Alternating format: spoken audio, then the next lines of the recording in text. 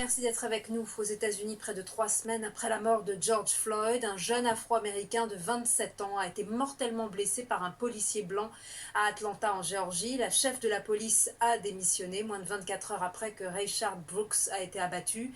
L'agent qui a procédé au tir a été renvoyé et un deuxième policier suspendu. En signe de protestation, un restaurant a été incendié et une autoroute bloquée. Récit de Julien Cheida. Un restaurant incendié, juste à côté de là où est mort Rayshard Brooks. Cette fois-ci, la colère visant les policiers s'est déplacée à Atlanta, après la mort d'un homme noir tué lors de son arrestation vendredi soir. Selon le rapport officiel, Rayshard Brooks, sous l'effet de l'alcool, faisait l'objet d'une plainte après s'être endormi dans sa voiture, bloquant le trafic du restaurant. Ces images de vidéosurveillance le montrent en fuite. Il détient alors le taser d'un des officiers qui décide de faire feu. Pour la famille de la victime, le policier qui a tiré devrait être poursuivi pour meurtre et usage disproportionné de son arme. I've had cases where officers have used tasers on victims and they argue with us in court that tasers aren't deadly. You cannot have it both ways.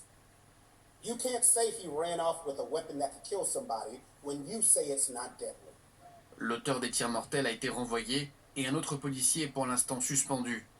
Un peu plus tôt, la maire de la ville avait annoncé la démission de la chef de la police, qui occupait cette fonction depuis 20 ans. Chief Shields has offered to immediately step aside as police chief so that the city may move forward with urgency in rebuilding the trust so desperately needed throughout our communities. Cette nouvelle affaire intervient 3 semaines après le décès de George Floyd, mort étouffé sous le genou d'un policier.